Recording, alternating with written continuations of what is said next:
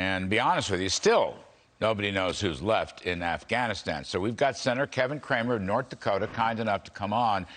He was in the hearing. So, Senator, we appreciate it very, very much.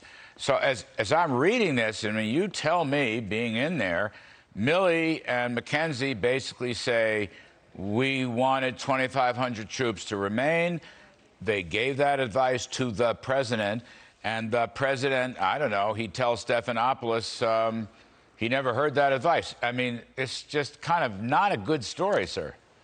Well, you would think it's not, Larry, and thanks for having me. I just came, by the way, from the classified briefing that followed the 2 sessions of open hearings, so we're still learning about some details.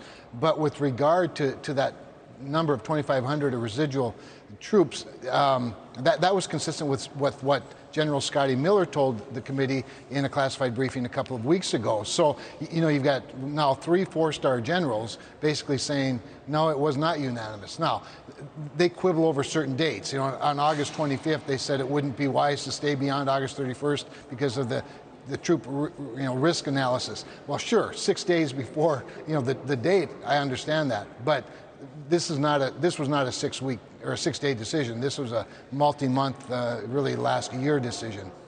Why do you think President Biden denied it on one of the Sunday talk shows or whenever it was?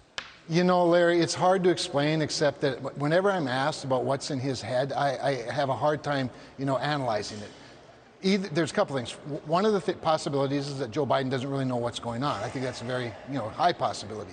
That he sort of sees the world the way he wishes it were instead of the way it really is. He remembers things the way he wants to remember them rather than the way they really happened. I think that's part of it. I think the other part of it is he has very little regard for the truth. He thinks that whatever's coming out of his mouth at any given time is the truth and should be taken as the truth. It's very problematic, and frankly, it's quite chaotic. And it's also demeaning, frankly, to our troops who deserve a lot better.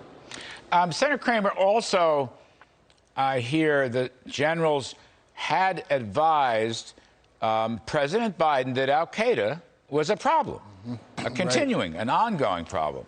And President Biden at several points said, no, al-Qaeda is not a problem anymore.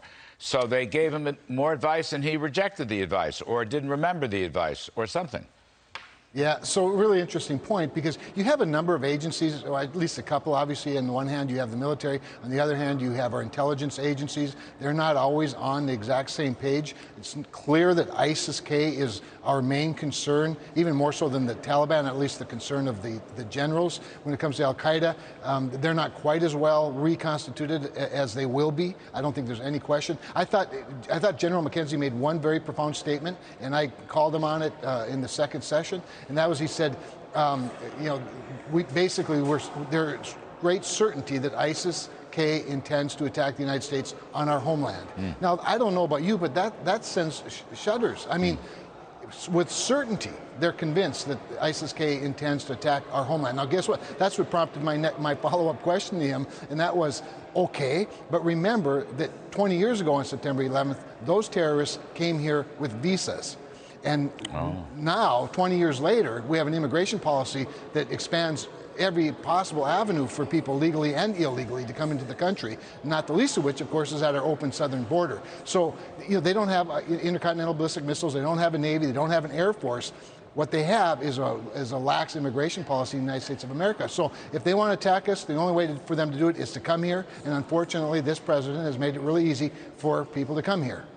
But SecDef Austin, apparently, I think it was he, who said there are 4,000 Americans left, or slightly under 4,000. The number we had been hearing from the administration prior to this was 100 or so. That's a big spread, 104,000. Is that right? Does anybody really know? And does that include our friends? And Senator Cramer, let me just ask, I don't mean to have a long-winded question, but what about these 50 or 60,000 refugees who are here? Who are they, and where are they going? So they kept saying, and they keep bragging about the fact that this was the greatest airlift in history, 124,000 refugees. The problem, Larry, is they basically landed the planes, opened the doors, and as many people as could fill it up, they shut the door, and then they'd come to the United States. And now we have Afghani refugees at some of our military installations committing crimes against children, crimes against women, assault of female military personnel. So, yeah, where's the vetting? And in the meantime, we leave at least hundreds of Americans and thousands of Afghan partners behind that have the credentials to have gotten on one of those airplanes. So, again, it was chaos. It was an unmitigated disaster, a debacle. It was not an extraordinary success unless you're just going by the numbers as opposed to the right numbers, the right people. Well, nobody likes to criticize the U.S. military. It's a great institution. Without question. We always thank the soldiers, men and women, for their service, and that includes me. But I'm just saying this operation will not go down in history as a fabulously successful operation. And I think attempts by the military or the civilian leaders to paint it as successful is quite wrong-headed. It's very problematic, Larry, and I think it's sending the wrong message. I used the illustration from World War I where a German officer said of the British and the French, I've never seen such lions being led by such lambs. And that's a little bit how I feel we're looking right now. And I think somebody needs to step up and sort of set the record straight, and then have the courage to stand up on principle rather than just defend a president who's made a horrible decision, and frankly, one decision after the other. Senator Cramer, last question, sir. Appreciate your time, as always.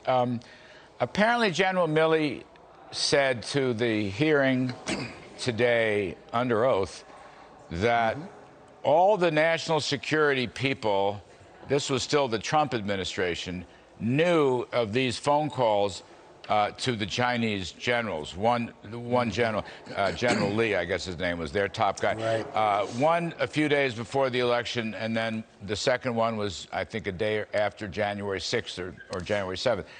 My intel, Kevin Cramer, I was there. I do. That is not the case. I mean, I have much admiration for General Milley's service. Right. I have some puzzlement over his behavior in the last 6 months, frankly. But in general, I think he's a remarkable man. But I can tell you, I'm not going to name names. It's not my role here. But I can tell you the senior national security people, DOD, National Security Council, President Trump, did not know he was calling the Chinese general. I'm sorry, they didn't know. Well, General Milley implied or stated that the actual Secretary of Defense at the time of the first call, Mark Esper, was they actually talked about the call prior to making the call and collaborated on the call, and the same with the acting secretary on the second one. And so that's why we've asked for documentation to demonstrate all that. Who all was on the call?